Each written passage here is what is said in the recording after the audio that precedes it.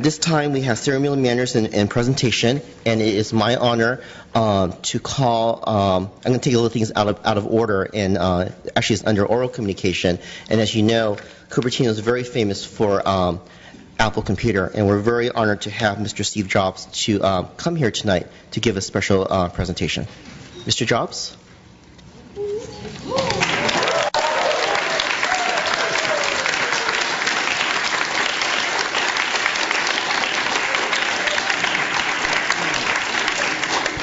Welcome, Mr. Jobs. It looks like you have a fan club here. Thanks, yeah. Thank you.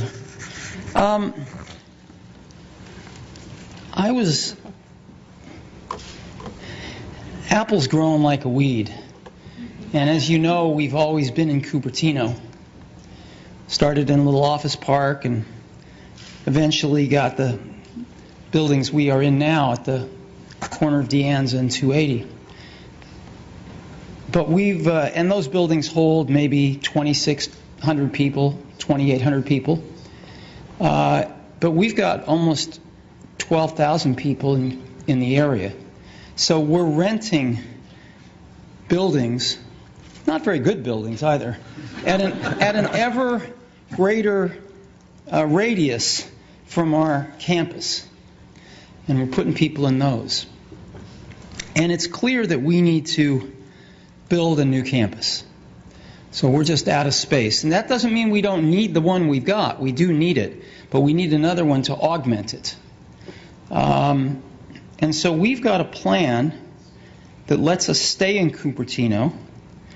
And we went out and we bought some land. And this land is kind of special to me. When I was 13, I think, I called up Hewlett and Packard were my idols. And I called up Bill Hewlett because he lived in Palo Alto and there were no unlisted numbers in the phone book, which gives you a clue to my age. And he picked up the phone and I talked to him and I asked him if he'd give me some spare parts for something I was building called a frequency counter. And he did, but in addition to that, he gave me something way more important. He gave me a job that summer, a summer job at Hewlett Packard, right here in Santa Clara off 280, the division that built frequency counters. And I was in heaven. Well, right around that exact moment in time, Hewlett and Packard themselves were walking on some property over here in Cupertino, in Prune Ridge. And they ended up buying it. And they built their computer systems division there.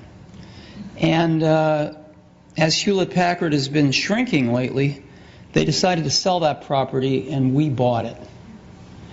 We bought that and we bought some adjacent property. All used to be apricot trees, apricot orchards, and we've got about 150 acres. And we would like to put a new campus on that so that we can stay in Cupertino. And we've hired some great architects to work with, some of the best in the world, I think. And we've come up with a design that puts 12,000 people in one building. You can think about that. That's rather odd. 12,000 people in a building, in one building. But we've seen these office parks with lots of buildings, and they get pretty boring pretty fast. So we'd like to do something better than that. And I'd like to take you through what we'd like to do. So this is supposed to work here. There we go. Can you see this? Yep. Yes, we can. Great. So here's where we are today, which is on Infinite Loop Drive, again at the intersection of De Anza and 280. Mr. Jobs, you can actually draw on the screen. That's how high-tech we are. Oh, good. Use your finger. So instead of pointing in the air, you can just draw. I don't really need to draw on the screen. It's okay. You can see it clearly. And what we've done is we've bought this land right here. We tried to buy the apartments in the corner, but they're not for sale, so we couldn't buy those. But we bought everything else. And the campus we'd like to build there is one building that holds 12,000 people. And it's a pretty amazing building. Let me show it to you.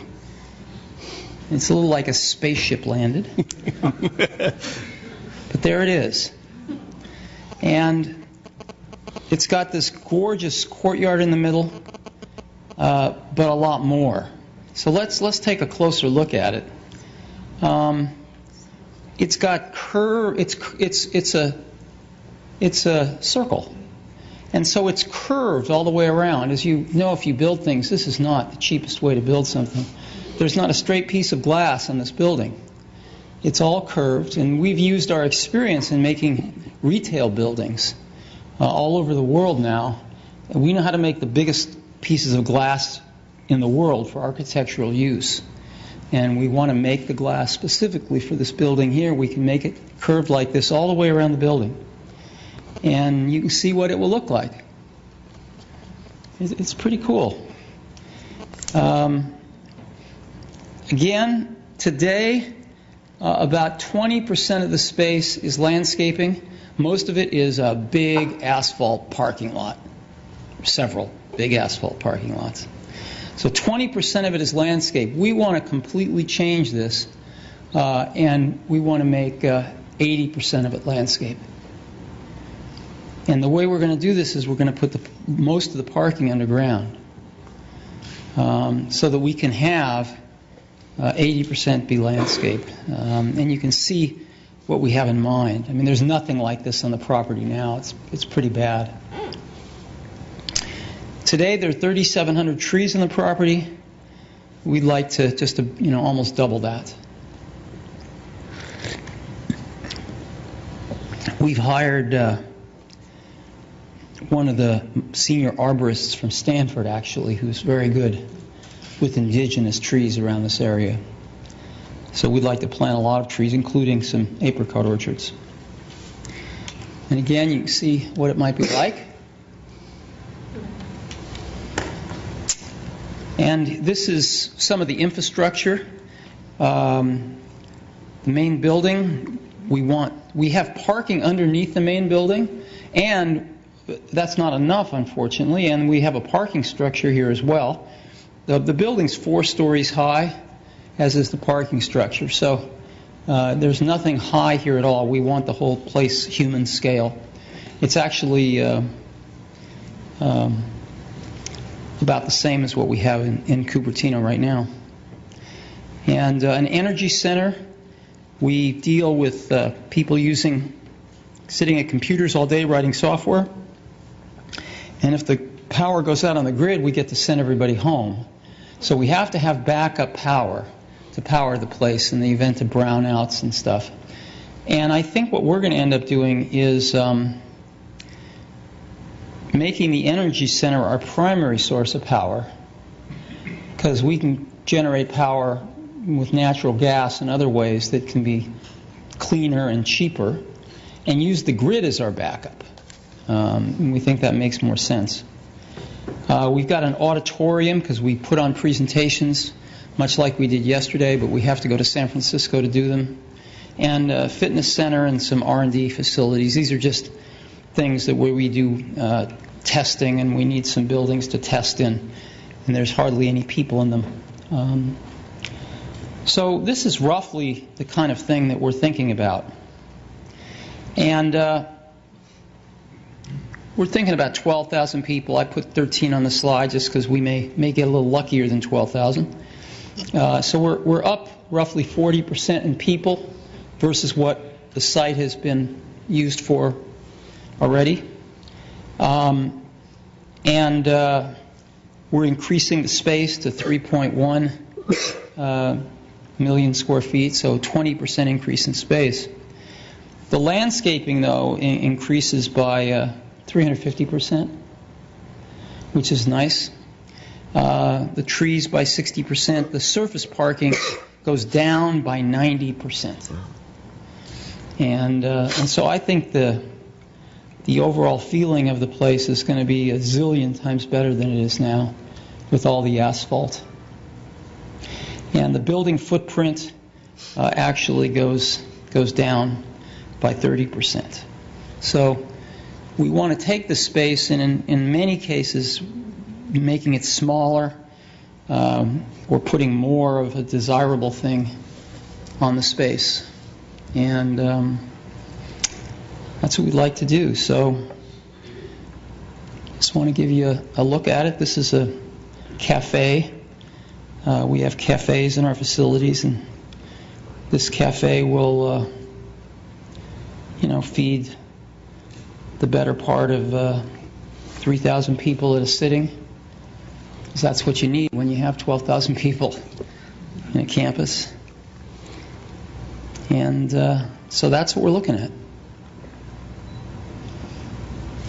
And I'd love to answer any questions if you have any. Thank you, Mr. Jobs. And we're really excited that you call Apple our home. If you go to your shop at One Infinity Loop, you have a T-shirt that says the mothership has landed. And if you look at this picture, definitely the mothership has landed here in Cupertino. Mm-hmm. Is there any questions or comments from my council colleagues? Councilmember Wang? Hi, Steve. Hi. Quick question. I think people are curious as to know what this city residents can benefit from this new campus. Well, as you know, we're the largest taxpayer in Cupertino, so we'd like to continue to stay here and pay taxes. That's number one. Okay. Because if we can't, then we have to go somewhere like Mountain View, and we take our current people with us, and we give up and over years sell the land here, and the largest tax base would go away. That wouldn't be good for Cupertino, and No, of course wouldn't be good not. for us either. So that's number one. And number two, we employ some really talented, great people, and across the whole age spectrum. A lot of people right out of college, hire a lot of Stanford grads, etc. And people that are in their 50s and even 60s, like me. I'm in my 50s. So I think that a lot of them want to live around where they work. We have a lot of people riding their bikes to work now. We also run a bus service. We've got 20 buses that run on biodiesel fuel. They're the cleanest buses you can buy. And we've got 20 of them doing routes all the way from San Francisco to Santa Cruz, bringing people in. And we think we do very well with that here. So those are the kinds of things I think could benefit Cupertino. An influx of a tax base, an influx of very talented people who are getting paid. We put them in a fairly affluent group of people. And many of them would choose to make Cupertino their personal home as well as their professional home. I think there's a lot there. Plus, a whole lot of trees and True. Those are a whole lot great. less asphalt. Those are great things. I think it'd be more specific. It's that, do we get the free Wi-Fi or something like that? Well, see, I'm a simpleton. I've always had this view that we pay taxes and the city should do those things. That's why we pay taxes. Now, if we can get out of paying taxes, I'll be glad to put up Wi-Fi. We should use our sales tax, part of that, to provide the iPad or something to our residents and then get a free Wi-Fi. Yeah, I think we bring a lot more than free Wi-Fi. And so... Totally agree. Well, thanks so much. Sure. Councilmember Honey? Yeah, so first of all, it was interesting your throwback to HP. As a 35-year HP employee, most of it on the Cupertino campus in those buildings there. Obviously felt sorry when I heard that they were consolidating and moving. But now that we've seen your plans, the word spectacular would be an understatement. And I think that everybody's going to appreciate what clearly is going to be the most elegant headquarters, at least in the U.S. that I've seen. So we definitely appreciate the work that's gone into it and look forward to working with you to move it through the process. Thank you. I think we do have a shot of building the best office building in the world. And I really do think architecture students will come here to see this. I think it could be that good. So, Yep, appreciate it. yeah. Thank you. Councilmember Chang? Yeah, Mr. Job, thank you very much for coming. Sure. We met, the city manager and I met Mr. Cook and Mr. Oppenmeyer and also Terry at your campus and see the concept. It's a very good one. I do have a question about, at that time they mentioned about the current Infinity Loop will remain the same. The employee will stay there, right? Yeah, we need both to hold everybody. So that one will host about 8,000, 9,000 people? No. 20. No, about 2,600. Oh, 2,600, okay. Yeah. And then this one will host 13,000, okay. 12,000. 12,000, okay. That's our current.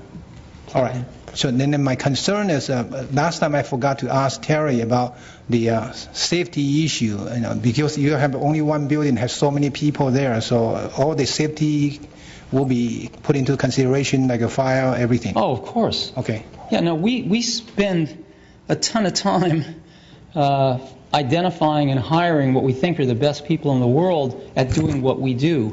The last thing we want is for anybody to get hurt.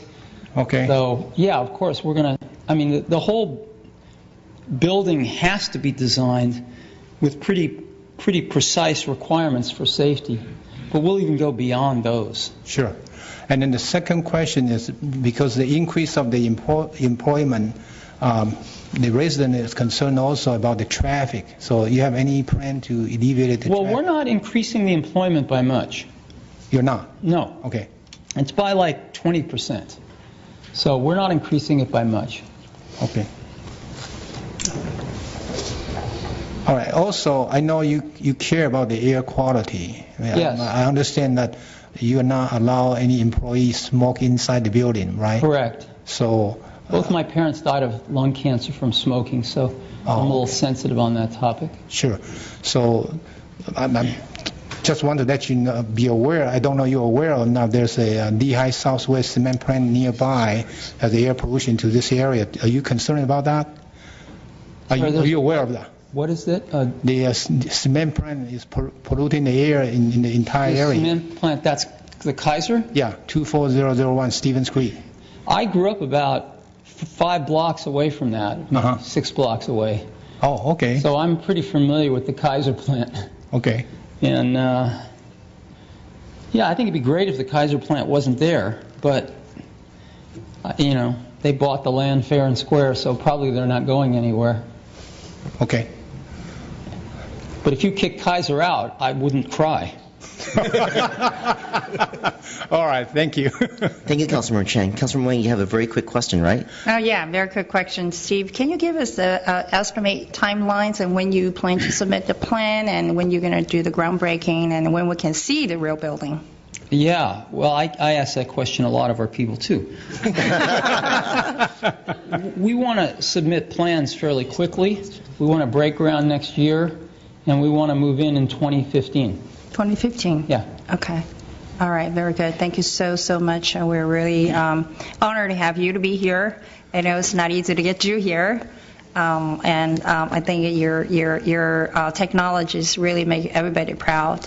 And we put Cupertino in together with Apple. Now we're really proud of it. Well, thanks. We're proud to be in Cupertino, too. Thanks. Thank you, Councilmember Wang. I think she stole my question. I was going to ask you when did you break ground so you can start collecting those sales tax dollars from you. No, exactly.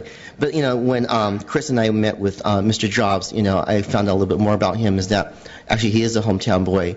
Graduated from Cupertino Middle School, where my daughter's going, went to Homestead High School. So Mr. Jobs is very well familiar with the city of Cupertino. So we're very fortunate that you found it here in Cupertino. You decided to expand here in Cupertino. There's many choices across the country, and I'm sure that many governors and many mayors said, please come to us, but you decided to stay here. And I think it's because Cupertino is such an innovative place, a diverse place, and educational-wise that we have such wonderful schools, and later on we'll hear some other students on how they got awarded and our schools are doing so well.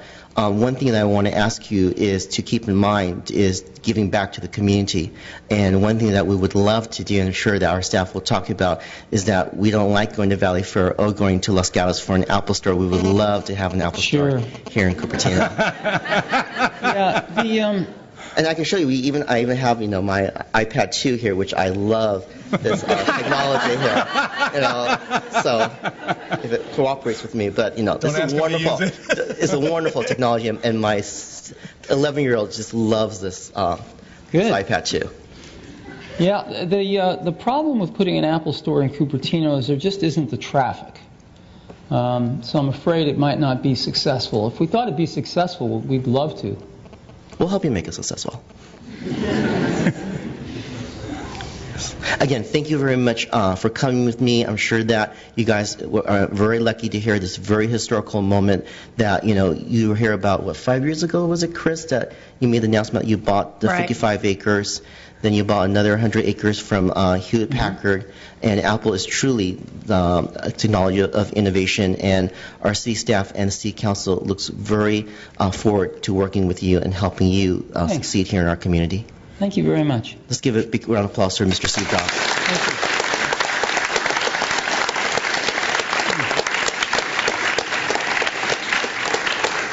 Well, we'll get back to working on our plans so we can get back to you as quick as possible. Sure. Thank you very much, Mr. Jobs. Thanks. Thank you.